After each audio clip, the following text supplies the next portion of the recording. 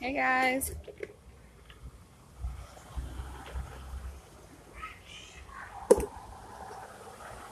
So I gotta talk about this topic, y'all. It's funny to me.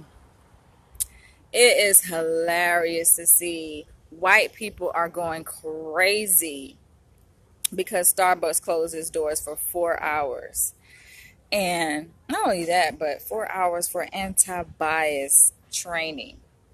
Racial anti-bias training, which I think is a great idea, by the way. It's a great statement to make to the world. It's a great message they're sending out there to the world, that they take racism very seriously.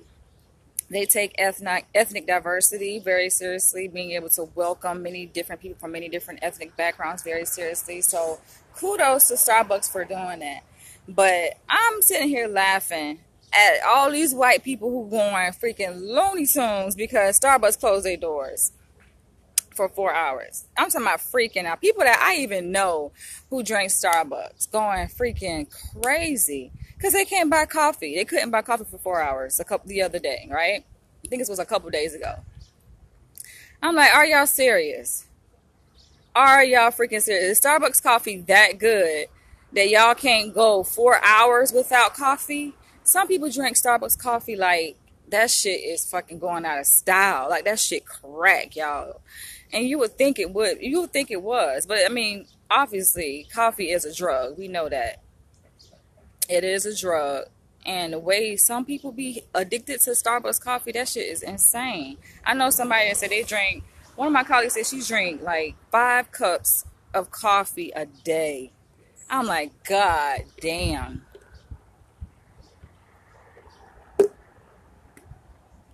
But y'all, 4 hours, 4 hours. I feel like, come on, y'all could do without 4 hours of Starbucks coffee. People was like going crazy, making a big deal about it. I really think I take offense to that in a way because it's like y'all are totally dismissing the underlying reason, but why they decided to close their doors for 4 hours. This is for to raise awareness on racial issues. These men, black men, got arrested because they were sitting in Starbucks waiting on someone because they were going to have a meeting, a business meeting. They were waiting on their business partner, and somebody reported them. Somebody suggested that they call the police. And I think it was a Starbucks employee at this place where they were at, these black men were at, who called the police on them and got these men arrested. Arrested. And it's funny because as a black woman, I've been to Starbucks. But as a black woman, I've been to Starbucks numerous times, actually just to study or to read, or to work on my laptop because they have free Wi-Fi. Not one time did they bother me, thankfully. I mean, they may stop by and say, oh, can I help you with something? And I always say no because I don't drink coffee. I don't, not a big fan of coffee. I'm not a coffee drinker.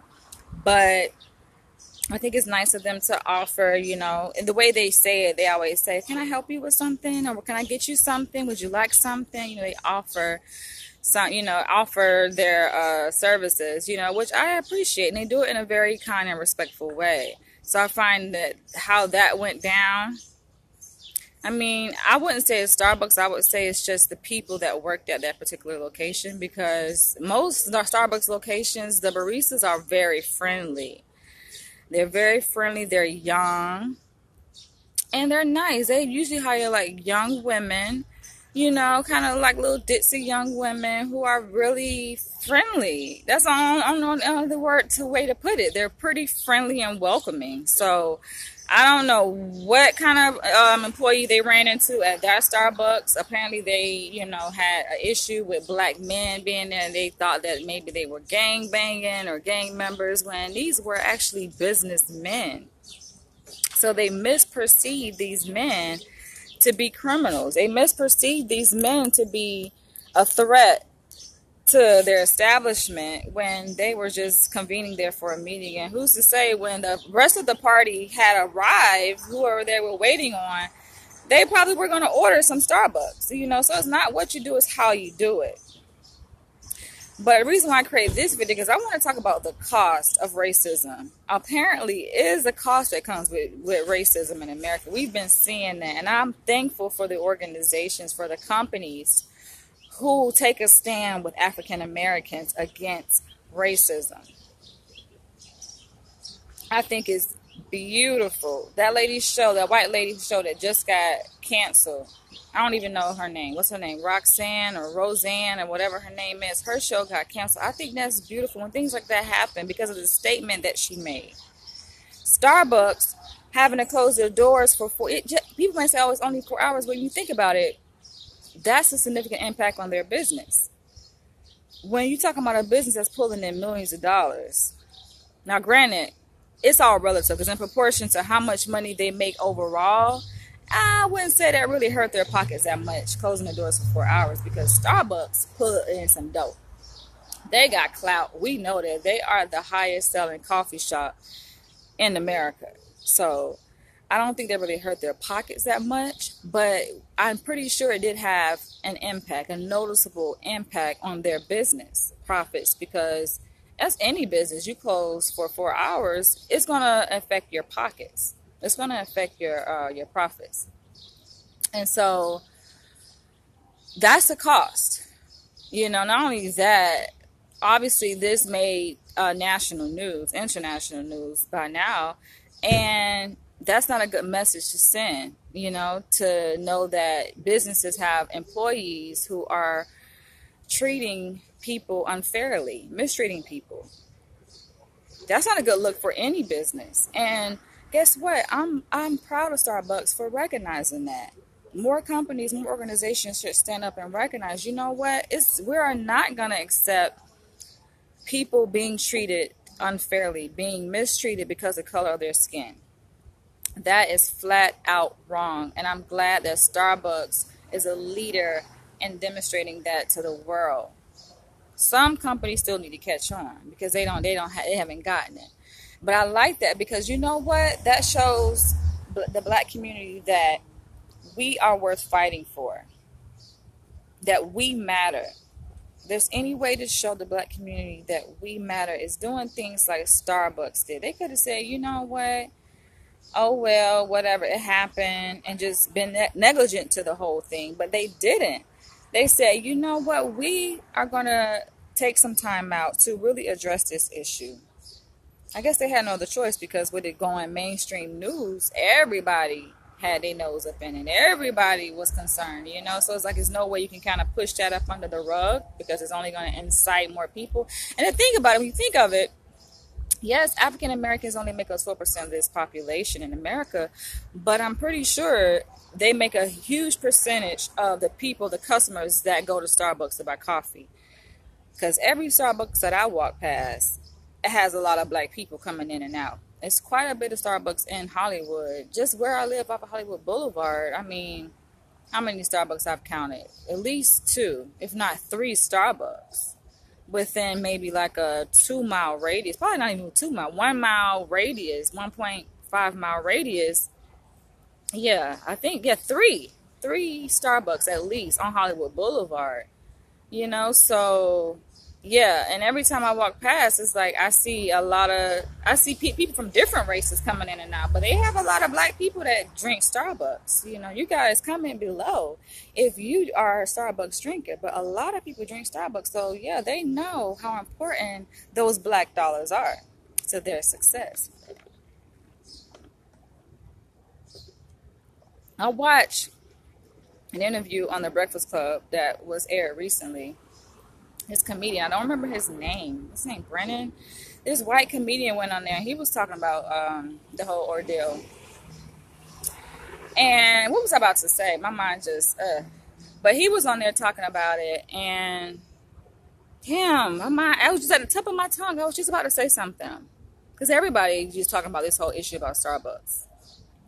And I think, he was on there and they were actually talking about what did Starbucks do? Like, what did the racial bias training look like that they held, right? And so I guess Charlamagne did some research and he found a document that highlighted certain questions and topics that they covered in the training. I don't know if it was a joke that they made up just to mess with the white comedian, because it was asking him those questions to see if he was racially biased, right?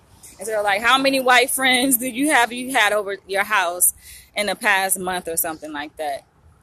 But I mean, the reality is this: everybody has a certain degree of racial bias in them. Black people, white people, people from all different nations, ethnicities, cultures, we all have this racial bias because it comes as a matter of social conditioning. It's just, we cannot escape it, you know? And I think some people say that they think it's kind of a joke that Starbucks would hold this 4-hour training, considering it really is not, it's disproportionate. Basically, it doesn't really measure up to the amount of conditioning that we have been succumbed to as Americans in this country, you know. So the impact, basically what they're saying is that the gravity of racism in this country is so big. 4 hours of training ain't gonna do much.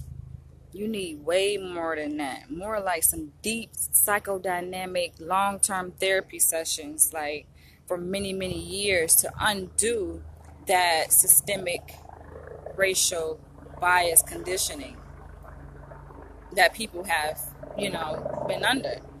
Because we think about it, this thing is systemic, this whole racism thing, you know, and we see it in all many different systems. It's in education, it's in the media, it's in health, it's in politics, government, it's in the music, it's everywhere. So to go and say, okay, we're going to take these people, hundreds of or thousands of employees, and talk to them about this topic, I mean, it's good because it raises awareness. And then even on a national scale, it starts a conversation. It's getting a conversation going about the importance of raising people's awareness on this racial bias that people have, that they may not even be aware of. So I think that people may be underestimating that impact of this training that they held. You know, there's many different ways that we can look at this topic. But I just find it quite interesting. I want you guys to share your thoughts below on this Starbucks racial bias training, you know. Was it beneficial? I definitely think it's necessary, but like people say, they probably just gonna go back to their jobs and still look at black people as niggas.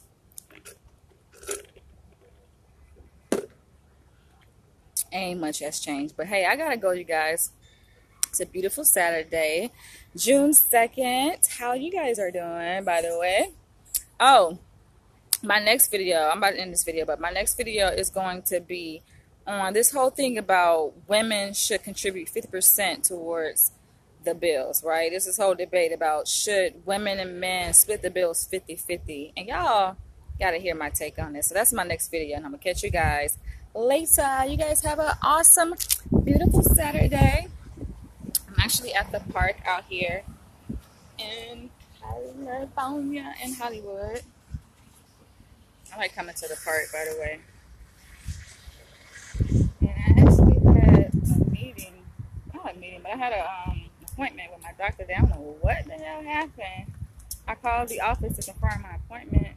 It's always some mess, y'all. So I said, you know what, I'm not even going in because I'm not gonna waste my time going over there and no one is answering the phone. But that's a whole nother video, so I'm gonna catch you guys later. Hello. I love your hair. Thank you. Thank you. Alright, you guys, I'm gonna catch you guys in the next vlog, and I thank you guys for tuning in, and I welcome your opinions on this topic. Starbucks, I like what you're doing though. Such a good look. Thank you. Thank you for letting the world know that, yes, it's important.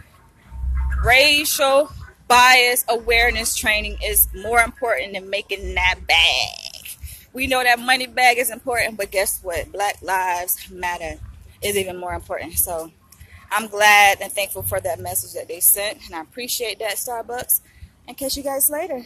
Bye. Love you guys.